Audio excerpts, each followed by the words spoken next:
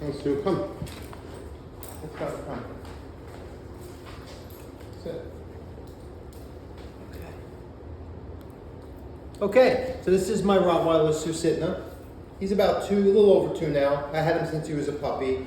He knows all this, right? But I'm gonna walk you through like you're teaching a dog from scratch. I'll even kind of mock up mistakes. And if you see that cot behind me, I'm gonna use that as my place. That's the assigned seat. You can use a dog bed, but you wanna have a designated spot. You don't have to buy a bed for every room, but I do. Oh, hold on 1 second. Let me just, okay, good.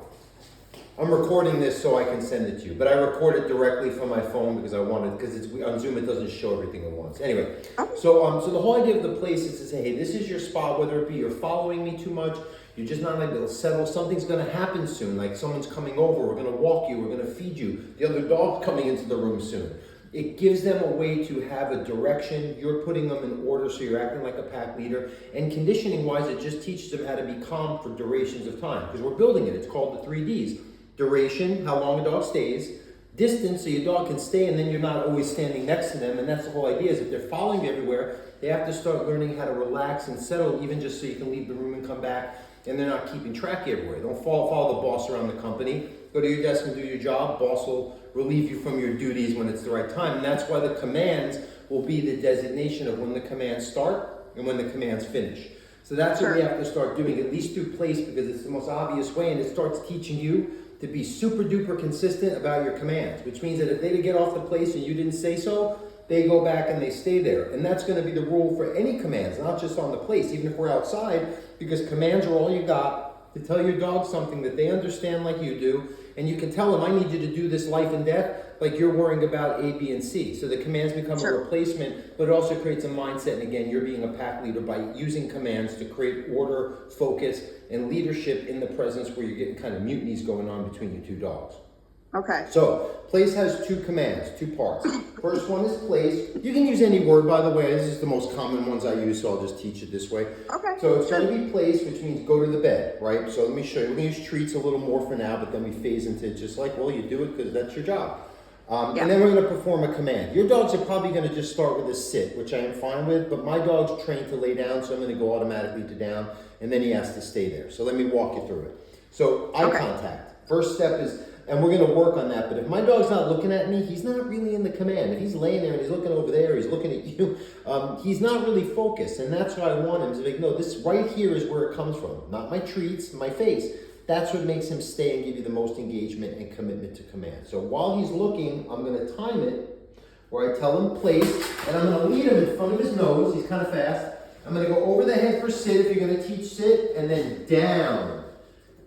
Give a treat for that. And again, I use kibble because you can go heavier on it. They're going to eat it anyway today. So you don't have to give them their treat. It's actually a great exercise to do place to give them their meals.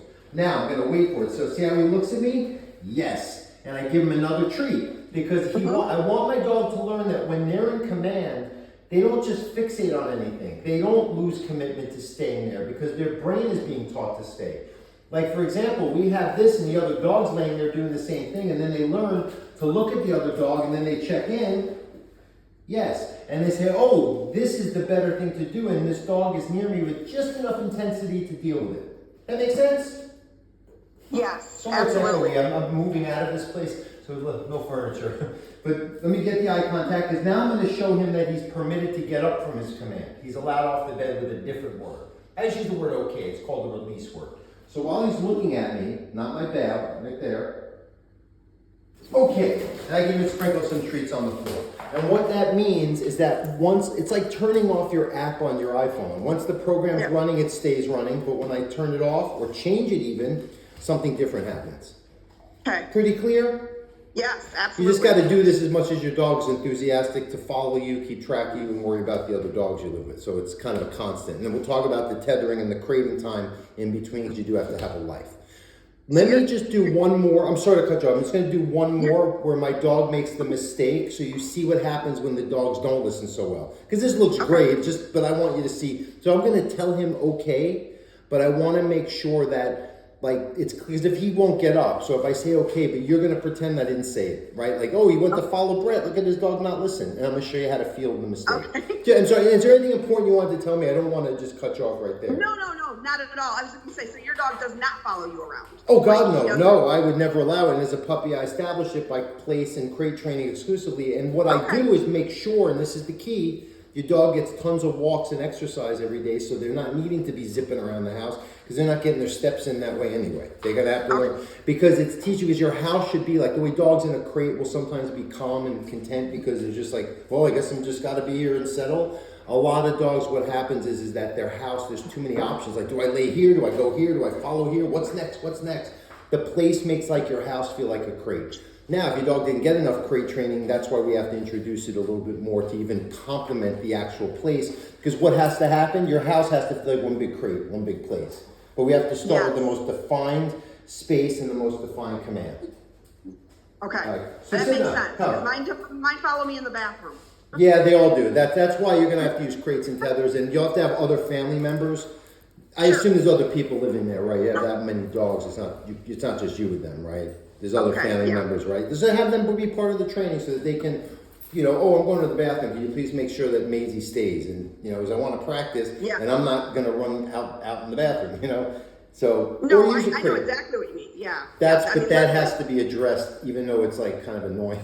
Because they're like, well, what are you doing? Why don't you just like watch me too? It's like, I'm not that good at multitasking. So we got to cheat a little bit, and I'll give you strategies for those exact situations. Okay, let me show you with Sue here. Okay. Sue is short for Susitna. Yes. Yeah, I assume so. like Matt Sue. All right, ready, buddy boy? And you look handsome. Okay, so Madam, sit. Sit, come on, slippery floor, sit. So even if he's sitting, he has to stay the same way I did place. He should stay there. And even if he laid down, I'm not going to be mean. He could lay. But like, let's say he did that, I'm going to say down, so it was my idea, not his, even though it's like just, because he's a good boy. If I was being strict with the dog, I would be like, no, you've got to sit till I say so. Sit. Let's do it again. Sit. So reset it. It's like just each command. And then with the eye contact, we're going to get out in front of him with the leash in the treat. Place. And I lead him out in front so his nose follows. Up over the head to sit, up over there. Now let's say I want to practice walking away, right? But this one I'll release him, but he wants to follow me instead. Okay. Or gets up for something, right? Oh, my dog's following me. All I'm going to do is grab my leash, place, repeat, back to sit, back to down. No treat. Let's don't give him a treat. That's all. I don't make a big deal. And if he keeps following me, I keep doing it. You got to stick to your guns. Your dog has more persistence than you do, and they're going to take advantage of that until you win the game. They're happy to please you if you just show them, no, I mean it. And I'm specific. Right. That's why you're going to go back here, because some dogs get cute and they'll lay half on or lay here. No, you're going right back to the full. Now, let's say this time I walk away and he stayed because he's supposed to. Then I reward him for doing it, good boy. Or let's say I walk away and get some more food and I go, oh, here's some more of your kibble because you're doing your meal. Getting him to learn how to eventually eat side by side. There are all these ways that you can utilize this. This should be like the most important thing to start with. Now, again, like we did before, once the training's done, okay, and see, it just kind of snaps him out of it. He's just out of it. He's a good boy. Clear? Makes sense? Oh, absolutely. Okay, I'm going to bring you with me to the other room. Let me grab my leash here so I can show you some handling. If you want to,